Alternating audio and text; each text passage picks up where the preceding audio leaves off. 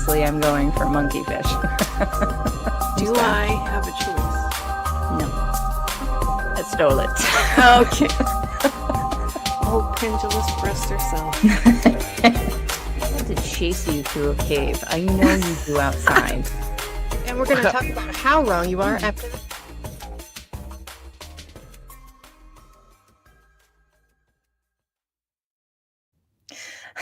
Hey, everybody, and welcome to Monsters Lounge. I'm Jeni. And I'm Tressa. Yes, you are. I was just giggling because I just noticed the ghost drinking a coffee in the last clip there, and I think I've stared at that thing in the intro several times, and just now noticed that he was drinking really coffee. Get the nuance. I get it. The nuance is beyond me. It usually is. Tressa, not only did we have an amazing bonus episode was that week, fun. Boy, wasn't it. We love Varla. She is tremendous. She is very, very tremendous, and big fan of hers. But we have exciting plans this weekend, too. Oh, is that true? Oh, that's right. We are going to drive an insane amount to get to Missouri Paracon, everybody. Yay. Ooh, air horn. Hold on, I can do that. Hold on. Wait. Oh, sound effects. And then, here we go. Yeah, Missouri Paracon. Oh, I knew that was a poor choice. You're welcome. Thank you. Thank you very much. Yeah, it's going to be a good time. So as per usual, come talk to us. We enjoy it very much. We are so excited when people recognize us or want to chat with us, and especially photos. I've loved it when people come up and want photos with us. And it's so much fun. I'll only draw boobs on my autograph if you want them. Because I care. You have signed autographs before. I have not. Oh, you poor thing. I know. I gotta work on that was drawing gross. boobs. Yeah, I don't know. You love to draw boobs. That's all you do all day. So I feel constantly bad. Like in the library, they love it when I do that. Schools, they like that too. They don't. Oh, I have been asked to stay away from libraries. That's why. Yeah, that's why. Listen, this is also really exciting because of our guest tonight. I know. So excited. I know. We have been trying to coordinate schedules, and you know what? We have heard him speak on a couple of occasions. We have seen him at a couple of conventions, and Chad Lewis has to be one of the nicest human beings out there, and listening to him talk is just phenomenal. So for over 25 years, Chad Lewis has traveled the back roads of the world in search of the strange and unusual. From tracking vampires in Transylvania and searching for the elusive monster of Loch Ness, to trailing the dangerous Tata Duende through the remote villages of, guess where? Belize. And searching... Did you just say that? I did. Like that? The first try? Oh, I did. God, I know. I'm getting better. Thank you. In searching for ghosts in Ireland's haunted castles, Chad has scoured the earth in search of the paranormal. Chad has been featured on the Discovery Channel's A Haunting, William Shatner's Weird or What, ABC's Scariest Places on Earth, and Monsters and Mysteries in America, along with being a frequent contributor on Ripley's Believe It or Not Radio. With a master's degree in psychology, Chad has authored over 25 books on the supernatural and extensively lectures on his fascinating findings. The more bizarre the legend, the more likely it is you will find him here. Or there. And here. Yay! Help me welcome Chad. Yay! Welcome. Hi, thanks. Greetings from the back roads of Wisconsin. Yes. Love it. It's my favorite back roads. No, don't question me. Okay, I'm not going to question you whatsoever. Chad, it is... the amount of knowledge that you have in your noggin is phenomenal, right? And one of my favorite things that I have ever seen is the vampire kit that you had at one convention. You just had a full-on vampire hunting kit, and it reminded me of the one that you see at Ripley's Believe It or Not. Yes, and they're old looking. I usually make them out of an old cutlery box. If you've ever been to a thrift store and saw the old where you'd put your silverware and cutlery, and I'll rip it all out, put some velvet in there, and then you have a kit where you can fill it with whatever vampire hunting gear you want. And it's so funny because years and years ago in my hometown of Eau Claire, I was really tight with the radio station there. I would do Halloween stuff with them all the time. And they said, hey, we're having a big RV and boat show. Would you like to have a couple tables there for your books? And I thought, RV and like outdoor show? I said, sure, I'll do it. And at that time, they gave me 2 tables and I didn't have enough books to put on both. So I brought a bunch of vampire hunting kits that I made with me. And they outsold all my books combined.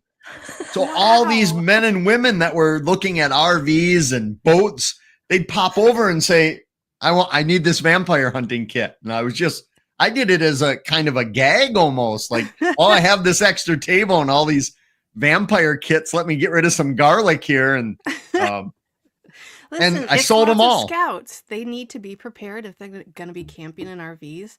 They need those vampire kits. It's totally logical. Yeah, it makes me so happy and also frightens me a great deal at the same time. Like these people, you know, they're out presumably they're out camping and they're on the water a lot. And if they're seeing the need for it.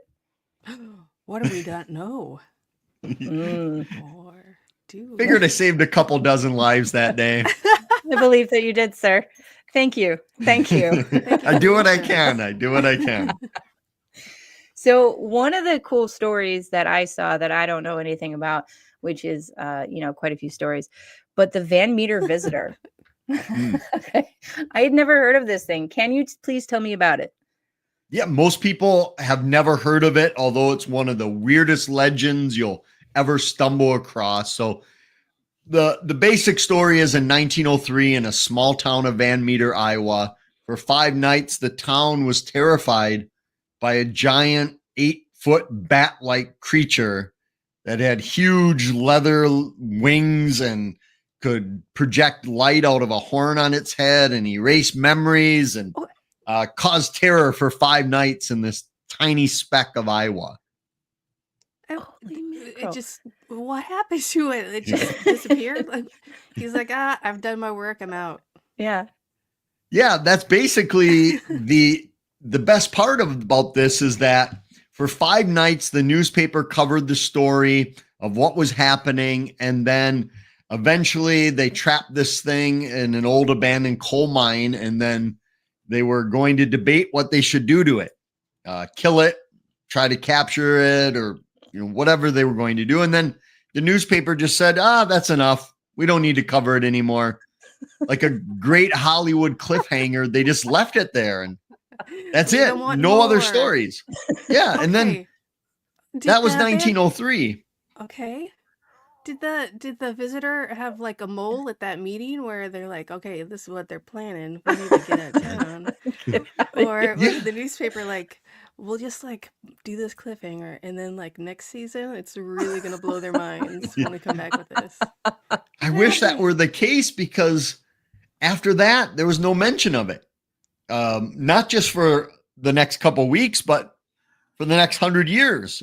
It was never anything where somebody was saying, hey, do you remember 2 years ago when that giant bat was terrorizing our town? Nobody said that whatsoever. It was just forgotten until my colleagues and I happened to re-dig up the story. That's wild. I know. I find that so good because, I mean, in my town, we still talk about the grocery store that used to be downtown that was torn down like 30 years ago. We still have little conversations in the neighborhood about that. It was a great grocery store. It really was.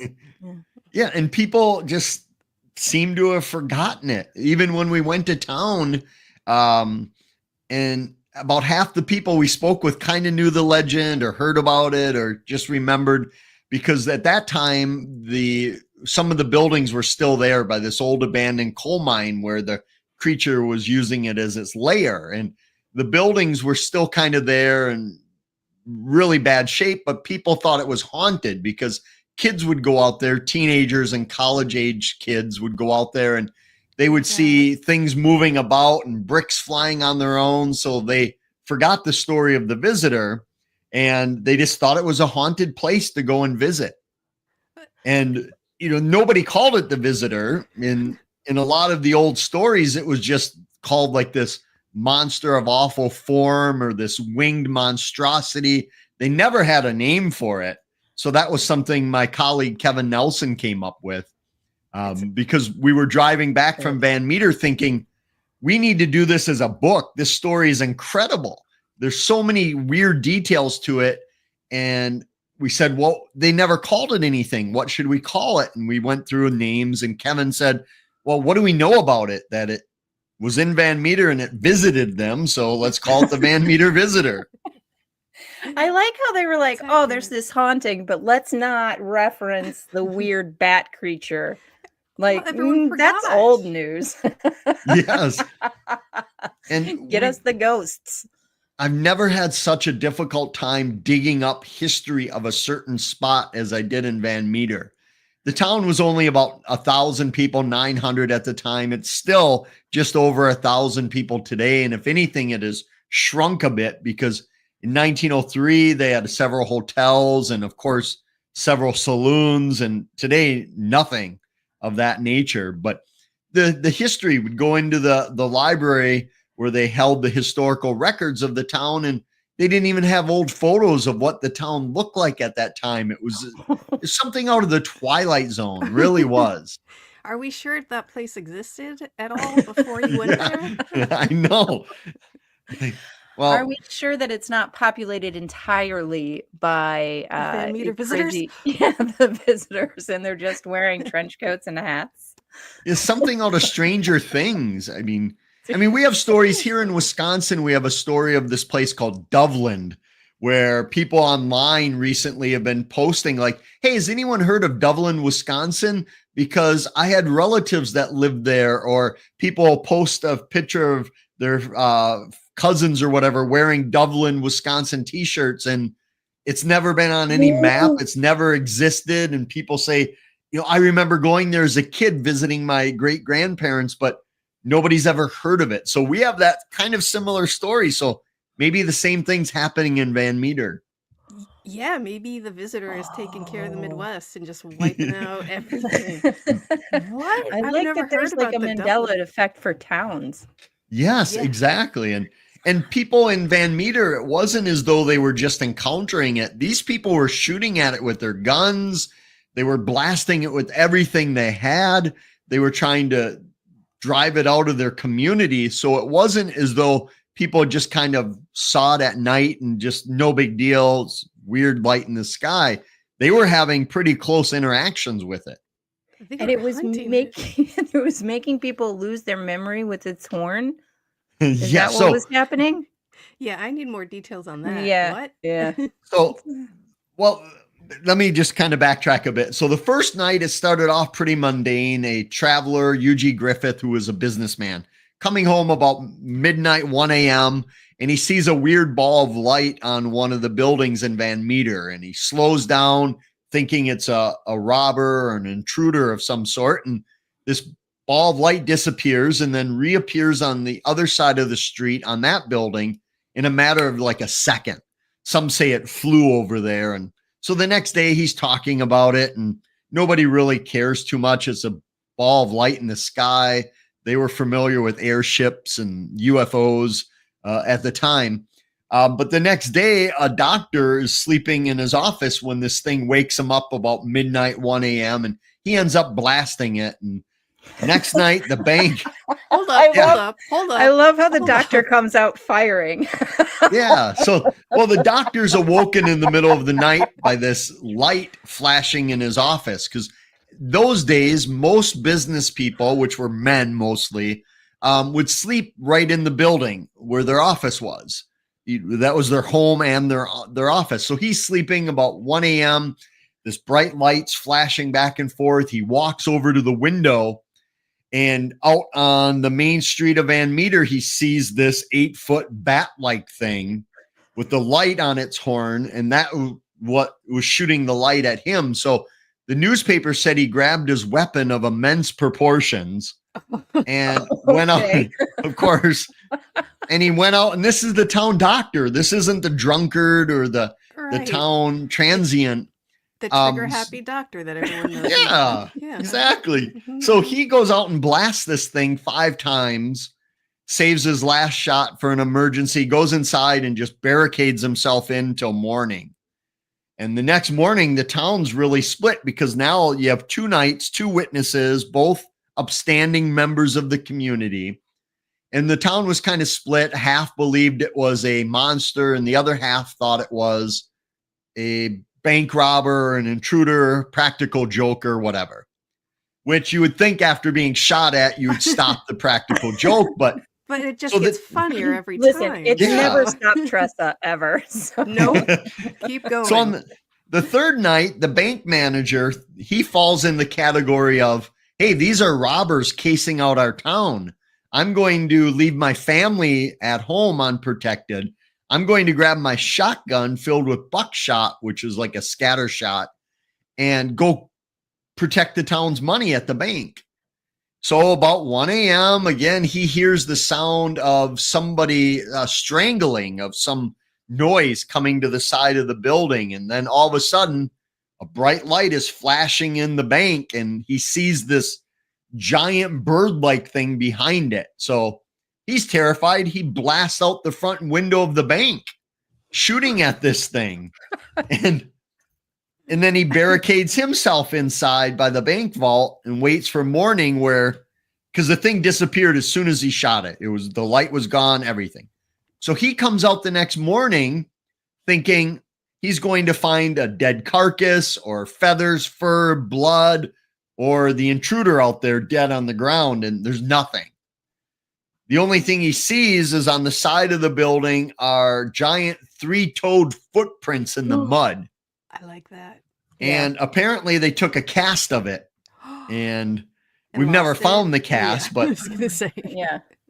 So then now we're getting to the 4th night where the memory loss comes in, because on the 4th night, about 1 a.m. again, local businessman sleeping above his building when he hears the sound of like 2 big metal files being ground together.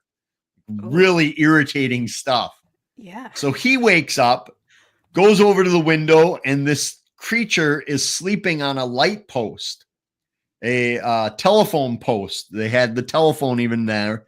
And he said it is sleeping there. So he let his eyes adjust, apparently. And as you do in Iowa, he took out his gun and shot it. I'm sensing a pattern here. Yeah. Did he then barricade himself in his place until morning? Oh, no. Okay. This gets better for him because he shot the thing, but it only woke it up.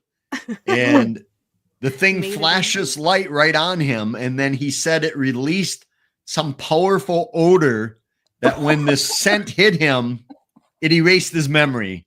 He couldn't remember anything else. Yeah, exactly. He remembered that part. So he's there stupefied and out of commission, but his gunshot woke up a gentleman across the street, Sidney Gregg. And here's where it gets even more bizarre, because Sidney Gregg goes to his window and he sees this thing descending the telephone pole, but it's using its beak like it's a parrot going down, and it starts hopping around on 2 legs on the main drag of Van Meter. And then all of a sudden the fast mail, which was the train, came rumbling through town, and it must have spooked this thing. It started running on all 4s, spread its wings out, and flew off to the outskirts of town toward an old abandoned coal mine where factory workers were working right next door at a brick and tile factory. And so the next day they think that's where it's living. It's got to be in this lair out at the factory. So the townsfolk tell everyone to keep their lights lit all night long. And on the 5th and final night, a posse of all of the workers gathered all the weapons they could, and they go over to the mine, and they said it sounded like Satan and a regiment of his imps were coming up from hell to wage war on Van Meter. So it's just getting dark and the thing comes up, but this time there's a twist to the story.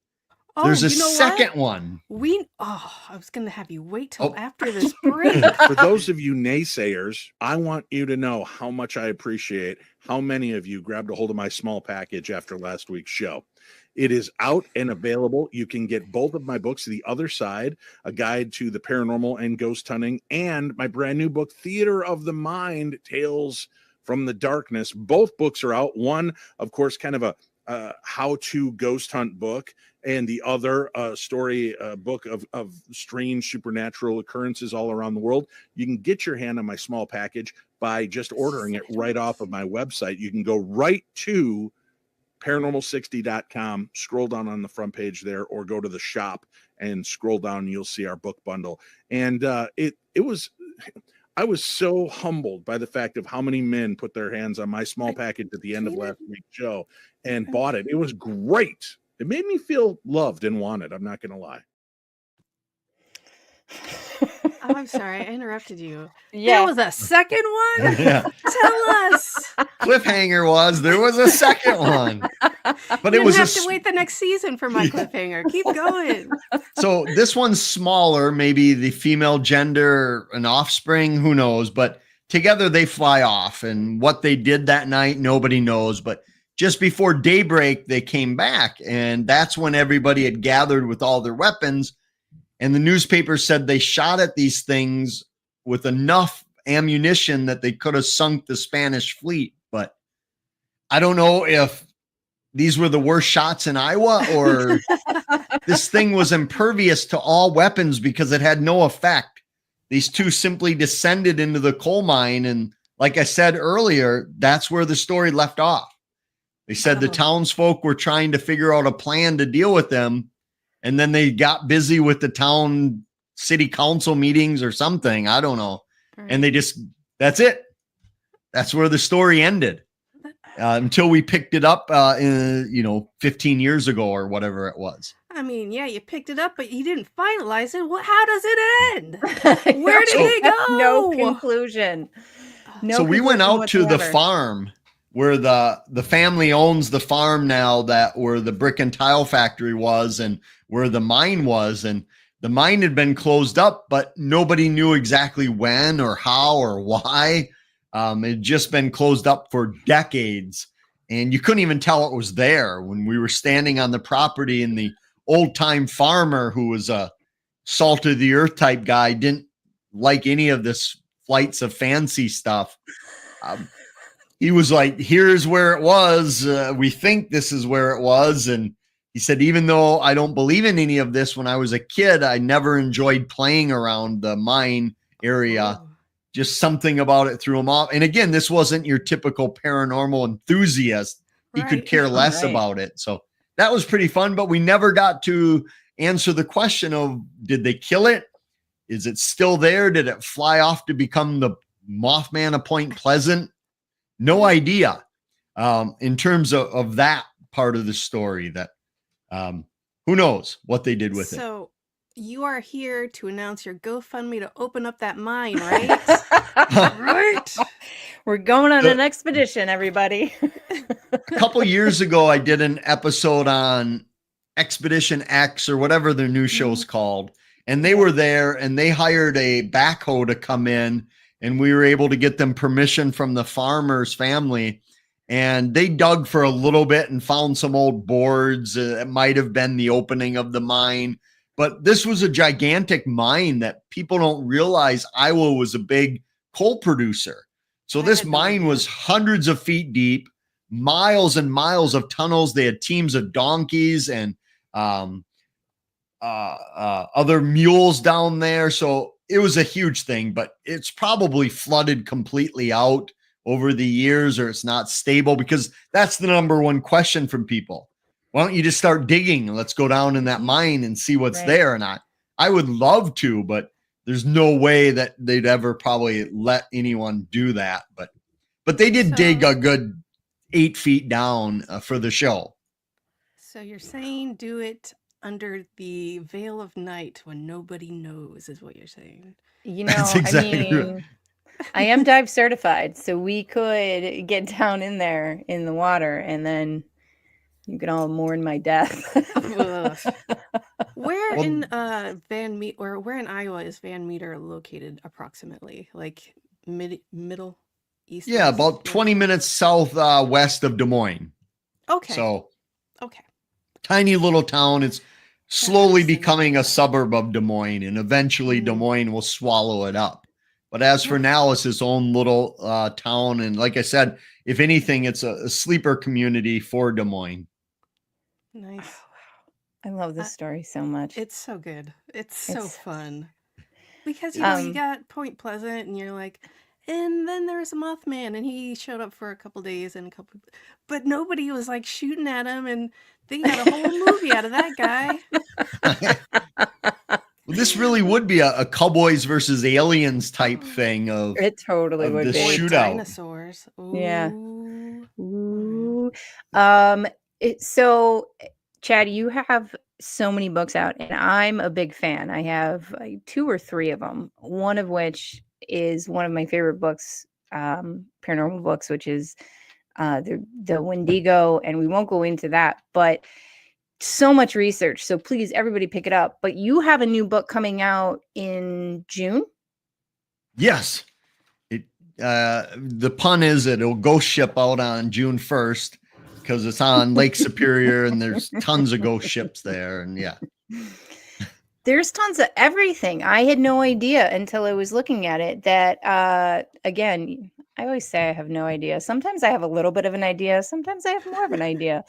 But it just seems a better choice to say I had no idea. So you got ghost ships. You have hauntings, especially of lighthouses. There's cryptids up there. What is your favorite? Give us a couple of your favorite stories from Lake Superior. I absolutely love Lake Superior. It's my favorite of the Great Lakes by far, and probably the weirdest. And a lot of people don't know it's basically an ocean.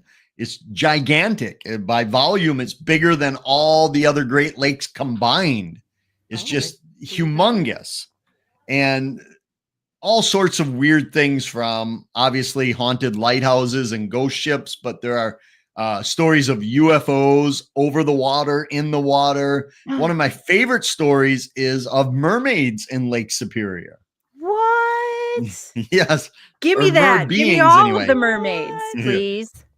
So the story of mermaids, at least in a written form, oral tales may go back even further, but written form go back to the 1700s when some French pioneers and explorers were traveling along Lake Superior, and they had made it to an area near Thunder Bay, Canada, just north of the North Shore of Minnesota. And there was a Pie Island, it was called. So they're camped out on the side of the lake, and they're waiting, they're traveling. They have a guide, an indigenous woman that's guiding them through the area. So their base camp is on the side of the lake. And just before dark, they look out toward the island. They can see what appears to be from the top, a really heavily tanned young boy sitting on a rock, but the bottom is what your typical mermaid would be, the fish scales and the tail. And they're sitting there and unable to believe this of what they're seeing with their eyes. And it's getting dark. So the main traveler pulls out his gun. He's going to shoot this thing because he's thinking, no one's going to believe I've seen a mermaid. I better kill it. Yeah. I better kill it and take it home. And he pulls his gun up and takes aim, and their guide kind of pushes the gun away before he fires and warns him, saying, we think these things are supernatural beings, that they have powers, that if any harm comes to them, they will bring terrible weather upon us, storms, deadly waves. So we do not mess with them. And of course, the French pioneer just kind of scoffs, thinking it's superstition from long time ago. And I love that. But hey, there's a mermaid, but you're being crazy with your superstitions. You get out of here. Now let me shoot it. So they're trapped there for the next several days because huge storms come in. And we don't find out about this story until the 1800s when one of the people on the expedition writes about it in a Canadian magazine at the time of testifying in court about what he had spotted of the mermaid. And throughout the years, people claim that their mermaids are still out there. And more importantly, they almost conflate them with the old siren stories of, because they talk about these mermaids trying to entice you into hitting the rocks and drowning, that much like sirens calls we're doing. So there's stories of the mermaids, and people at Lake Superior just joke about it, saying, don't try to shoot them or harm them because our weather's already fickle enough. We don't want to add to our misery with the weather. So there are stories of the mer people being up in Lake Superior. I had no idea. That's fantastic. Why was there a court case about it? Why was he testifying in court? That's my takeaway. Yeah, he was testifying about the story to it being authentic, and they thought the best way would be under oath in a court of law. Those Canadians are odd ducks anyway. So, so that mermaid, that's one of my favorite ones on there. But I've done programs, lectures up and down the entire lake, and everyone I did, especially on the lake shore of Minnesota, on the North Shore, it's called, it goes up from Duluth all the way up to Thunder Bay, Canada. And everyone I talked, people would come up and say, yeah, we've seen UFOs over the lake all the time. And they say, but more importantly, we would see them in the water, balls of light and craft moving about under the water, and then like coming out of the water, and as though the water's not even there. No splash, no ripples, nothing. Just like it's just coming in and out on its own. Just like in the North Pole. Yeah, I was gonna ask, like, is that similar to the stories that we hear from the ocean? Yeah. In general? Mm-hmm. Yeah. And people, they were saying it's so calm and normal, like it's an everyday thing there, that you could just go out to the water and see these lights maneuvering about. And when I asked them, were you taking video? Were you trying to decipher what was going on? They're like, no, we were just out on our walk and saw these lights and then came home and kind of, went about our business. Made a hot dish. Yeah. Those are some of the most believable stories to me, where people just sort of like, it's so common that they're just like, oh yeah, no, that's totally like what Debbie down the street saw. Anyway, what do you want for dinner? Well, and it brings up the whole abduction scenario stuff, where these people who believe they've been abducted, when they get home and they're missing time and families wondering where they were, they have no desire to talk about it whatsoever. They want to go to bed. They want to forget it. They don't want to talk about it. So maybe unconsciously the same thing's happening with some of these witnesses, that they're just not even touching it. Yeah. You think that that's some sort of trauma response? Sorry, Tressa, I didn't mean to cut you off. No, that's fine. Yeah, my thought over the last 30 years of doing this, and my background's actually in the field of psychology. I ended up doing my bachelor's and master's in that field. And I don't think it's like a defense mechanism. I don't think they're consciously doing this. I personally think there might be something blocking it from them, or not allowing them, and maybe putting in the screen memory that we all hear of. That I had a woman in the Northwoods of Wisconsin who had been having a lifetime of experiences of beings coming to her house and taking her, to their craft and that. And when she was undergoing hypnosis with Dr. Tom Franklin and myself, she talked about owls around her house being 5 foot tall. Mm-hmm. And Dr. Franklin would question her, saying, tell me more about this 5 foot owl. Have you ever seen an owl that big? And she said, no, I guess that doesn't make sense. And, she was describing a gray, your typical gray being with the almond eyes and the oval head and that, but she had the screen memory that you're just seeing owls. That's all it was. So maybe that's the same thing. Yeah. What do you guys think? I've heard owls being a placeholder for aliens at a lot of experiencers' just descriptions, and that's fascinating. And they don't question it. They're just like giant owls. Yeah. I think I've heard that even from like way back, like years and years and years. Why do I feel like I saw that on Unsolved Mysteries or something? But like it's pretty common, right?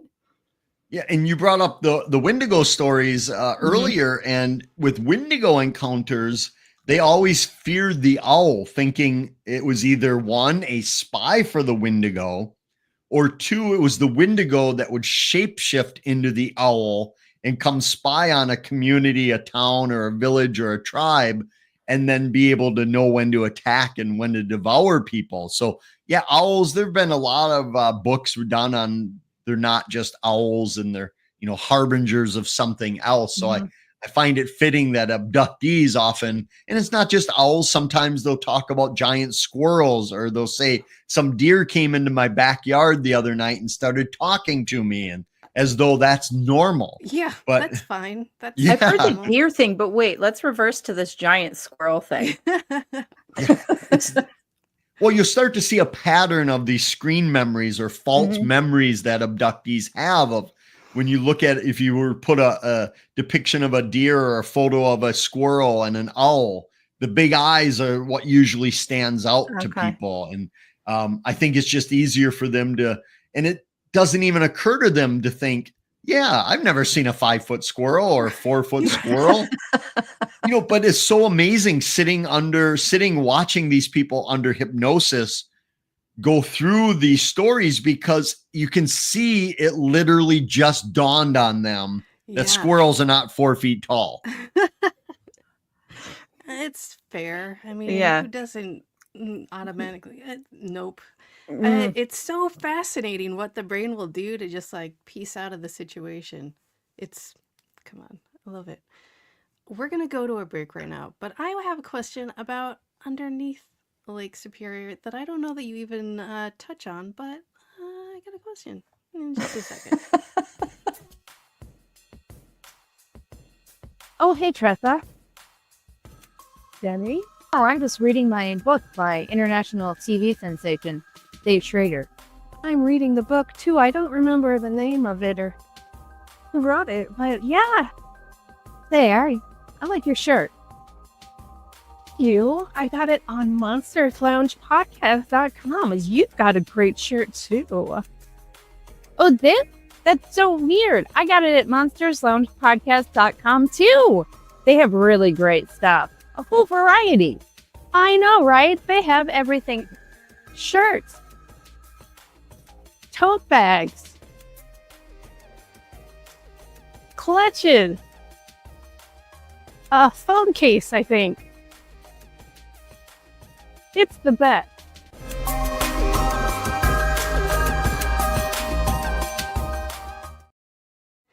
It's like during the break, seeing Jeni clutch her face in, I don't know, disgust.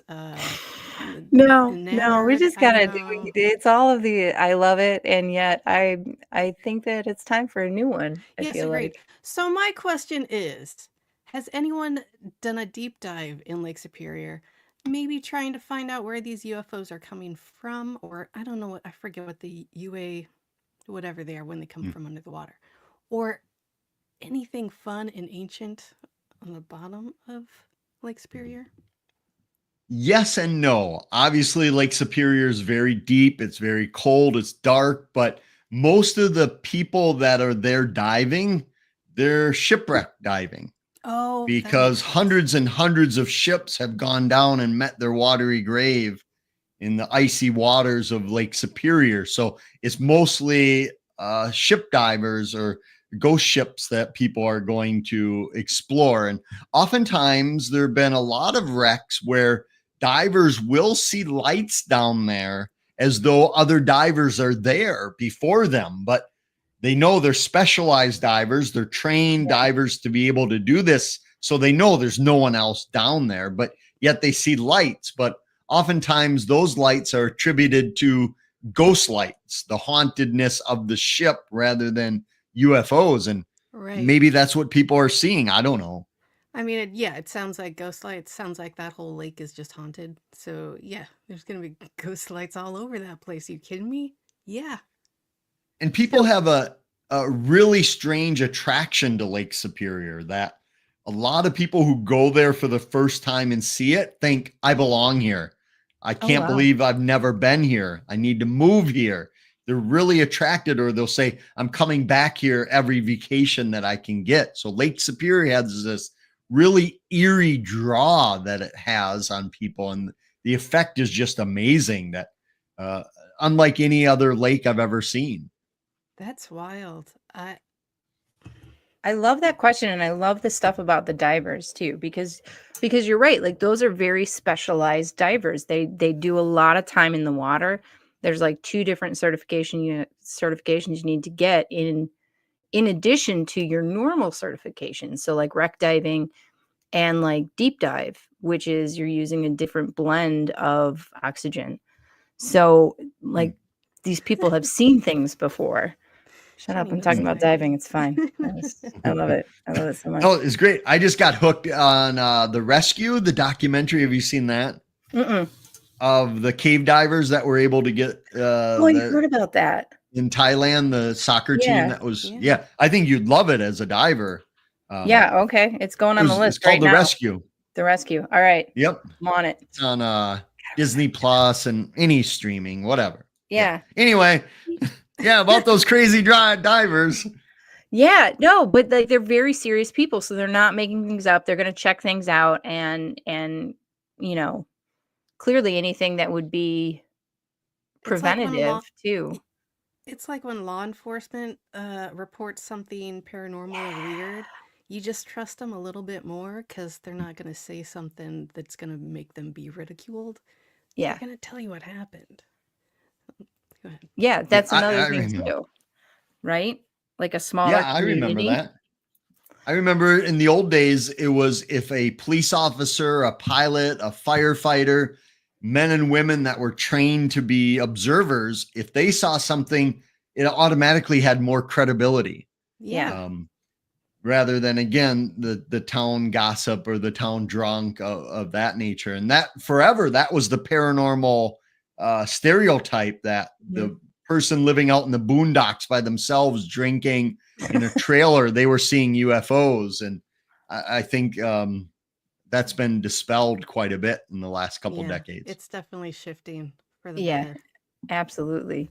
What other things do we have going on? Give us another story from Lake Superior. Sure. I mean, the hardest part for me was what to leave out in terms of, there's so many ghost ship stories that after a while they get a bit just kind of boring, if that makes sense. That so I wanted to throw in stories that people might not be familiar with, and stories that I think are fascinating. For instance, there's a small town just north of Duluth called Two Harbors, Minnesota. And after a program, a woman came up to me and said that she was up there just watching the lake, hanging out, and saw this craft, this UFO out above the water, but just hovering there. And there's some people next to her, and they're talking amongst one another saying, are you seeing what I'm seeing? And they watch this UFO for maybe 30 seconds, 45 seconds. It seems to be a fairly large craft, but it's out a bit, and then it's just gone, just out of their eyesight. And she wasn't really interested in UFOs, but her son was a UFO enthusiast. So she was very excited to go home and tell him the story of this UFO. He was so she's mad at her. So she's walking back to the parking lot, and she doesn't even get to her car. And she said 2 men came up dressed in black suits and said basically that it'd be better for your health if you didn't talk about the UFO you had just spotted. And she thought it was weird because not only had she not told anybody about the UFO sighting, she hadn't even made it back to her car yet. Oh my God. So this she woman was in perfect health. What are you talking about? So she goes home and tells her son about the UFO, and then, these strange guys. And he's thinking, you've never heard of Men in Black, Mom? And There's she a had whole movie series. When Yeah. did this happened? What year some was music this? behind it and all that. But so he starts telling her about these men in black, and she's looking it up and thinking that's exactly the type of person that these two people were. So she sees these men in black and they, threaten her. And obviously the threats didn't go through because she was able to talk about it and tell me the story.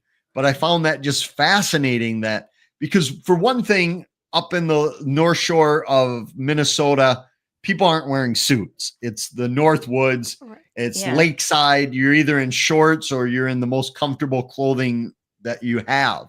Right. I mean, it's not a fashion capital of the United States. So people aren't in suits at all. I mean, I used to present years ago in a full suit and people thought I was crazy. So, that got out just because you didn't fit in. So the likelihood of these Jehovah Witnesses walking around with her, and I don't know, but I thought that was amazing of her Men in Black story in Two Harbors there. That's so great. I rarely get to hear a Men in Black story where I'm like, that's just fun. Because she didn't even have any idea what it was. I love that. Yeah. Much less like make it anywhere to tell anyone ever, oh, that's so wild. And have those you Men in ever Black were bad at their job? She told the story. Her health is fine. Very bad. She is doing A-okay. Mm-hmm. Chad, have you ever had experience with the Men in Black? No. No, tell but have either of you? No. But I did have, we used to do these conferences in Eau Claire every year, and they were big conferences on the paranormal every October. And my colleague, Linda Godfrey, the late Linda Godfrey, she would do them with us. And there was one, I didn't notice this, but there was a guy, my colleagues told me after, that there was a guy in the front row that had dressed in a suit and he had a briefcase and he was recording everything. I didn't notice him, but they thought he was really weird the entire time. And then he came up after and started talking to them, asking the most mundane questions and the weirdest stuff, but I didn't see him. So, he could have been a cosplayer. Could have been. Yeah, exactly. So who knows? But no, I've encountered a lot of weird people, but none that I thought were men in black or women in black even. Right. Oh my gosh. Yeah, I would think the researchers would encounter them more, right? Because you're in there and sort of poking around and researching. Yeah, I guess that's the definition of researching. Bumping into these people wherever you are, and getting their stories.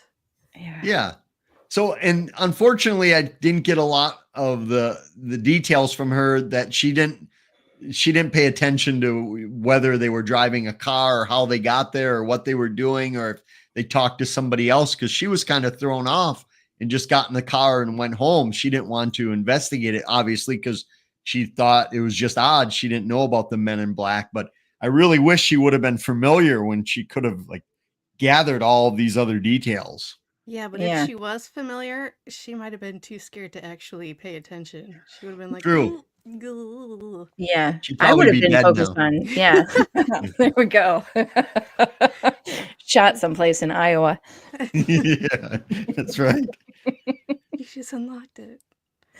So I love that story of Lake Superior as well. That's a fascinating one. That's so good. I would be terrified. All of this would be terrifying to me.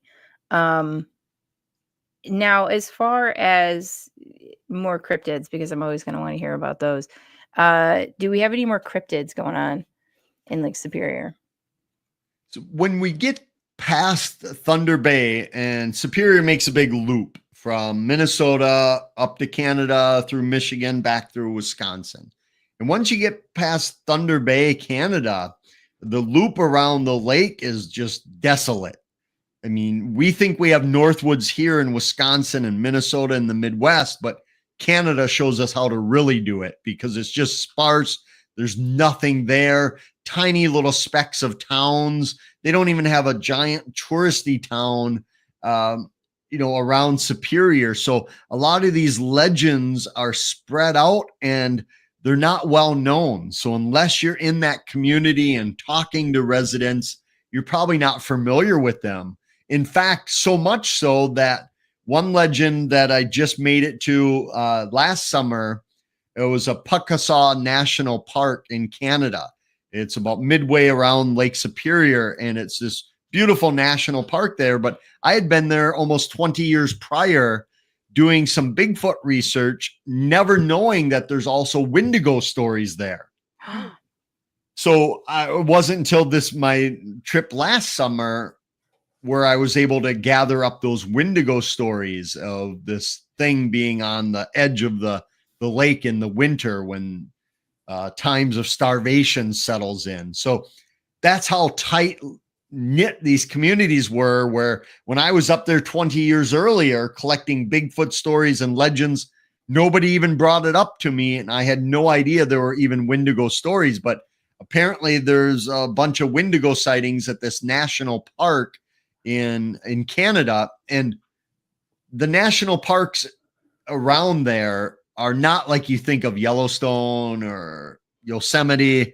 They're not that well known and populated and heavily visited. You don't get millions of visitors. So you can go to Puckasaw and see maybe 20 people there. It's that secluded. So it didn't surprise me that I had been there and hiked the entire park without ever hearing a Wendigo story. But just recently I talked to some researchers who had discovered some Wendigo accounts there. And that put a whole new perspective there when I was there, because it has a different feel. Oh, because absolutely. for me, the Wendigo is the scariest creature ever 100%. Of all time for me. Yeah. Yeah. It's that and Skinwalker for me. Like those are the two top where I'm like, those are terrifying. No, thank you.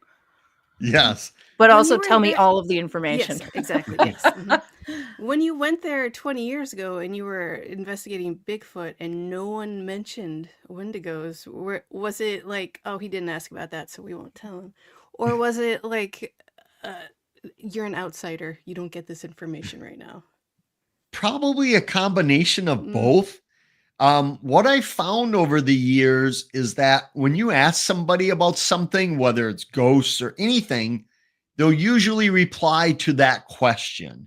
Sure. So you could say, we'd always do this when we'd go into a bar or a restaurant and ask people about local legends, especially if we knew of one in the area. We'd say, do you know anything about that cursed chair out at the cemetery? And oftentimes they'd say, no, never heard of that. And in the beginning, that was the end of it for us. We'd like, okay, we'd move on to someone else. Where over the years, we started to realize that when you broaden it out and you ask about that chair and someone says no, and then you say, well, do you know of any other local odd stories or anything out of the ordinary? They'll say, well, yeah, actually, what about that crop circle that appeared outside of town? But if you wouldn't have opened it up, they would have just literally answered the question you gave. So I found that over the years, better questioning led to more examples. Plus, in Canada, there's still a lot of First Nations people and Indigenous people there where they tend to be a little more hesitant to share with outsiders. So be not knowing your intentions or what you're going to do with it. So sometimes it just takes a while of being there. Or I've had people open up just because they saw I was sincere about it. Like in Pipestone, Minnesota, they have the Pipestone National Monument. It's where a lot of native cultures quarry to get the red stone for their ceremonial pipes. And they also believe the little people are there, little gnome-like people, the tricksters, and they don't usually talk about them. But I ended up chatting up this woman who is a stone carver there. They're the cultural ambassadors. They carve the stone and answer questions about the significance of it and why they're doing it and the importance. And I started talking to her about the little people. And normally they would hush, but I think after just chatting with her, she saw I was very interested. I took it seriously. I wasn't disrespecting the legend. And she ended up opening up, her and her mother, about their encounters with the little people there. And this was in a matter of just a couple hours. So I found that the more time you can spend with someone, the better. But if you don't have that time, if they can read you as being professional or very sincere, that tends to help as well. People can read your intent. If you're being disingenuous, they can tell. Well, I'm also wondering if the background in psychology helps, right? Because you spend a lot of time being someone that people could trust. Yes. I mean, I spent a lot of time just going through, I would record all my interviews, of course, and I would listen to make sure I wasn't doing any leading questions or trying to cut them off. For instance, with a UFO, you might just say, what color was it? Thinking that's a good question. But what I learned is that by saying that, what color was it? If somebody said there wasn't a color, in their mind, they're thinking, well, maybe there has to be a color because they're asking what color it was. So I quickly shifted from what color was it to, was there a color to it? And just those little things you don't think of, but you just learn over the years and you learn kind of the opposite of what we were saying of how people can read you. You kind of pick up on people, whether they're being honest or embellishing. Oh, and absolutely. Yeah. But sometimes I'll give you a quick example. I know we're running low on time, but after a conference, a gentleman came up to me and my buddies and said, you have to come to my property. I have several Bigfoot creatures on the property. You have to come see them.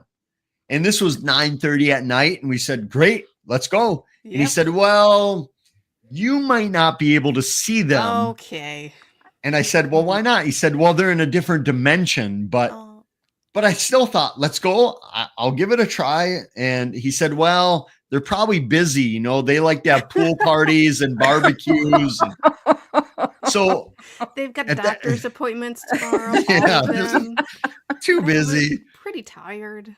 So he ended up not bringing us there. I still would have went because I think when you're dealing with the weird, what's too weird? Yes. Where do you draw the line? Who doesn't want to see Bigfoot having a pool party with all of his pals? Hello. I mean, exactly. You bring a hot dish and you will be welcomed. It's fine. Get out of here. Teach them about s'mores. It's great. Yes. Listen, we got to wrap this up. Chad, tell us all the places that people can find you and whatever you want to plug. Go for it now. Best place to find me is go to the weirdest legend you've ever heard of. Drive out there and that's where you'll find me. That's beautiful. Guaranteed to see me there. He's not wrong. I've been to many places and he's just there taking notes. It's great. Yeah, that's how we got this interview. We were just all right, where's the strangest place we can think of? Mm-hmm. Yep. Well, so there you go. Do you have a website as well? Yeah, people can just Google me. You'll be flooded with too much stuff. You'll be trying to avoid me, but yeah. And we'll have all of those places you could be flooded at in the show notes, so you can find them there. Yes. And don't forget, he's got his new Lake Superior book come out in June. Thank you so much, Chad. I'm so glad we finally got to do this. Thank you. It was delightful. You are a gentleman and a scholar. Everybody else! Thank you for joining us, and you should contact us and buy our merch and stuff. Okay, bye.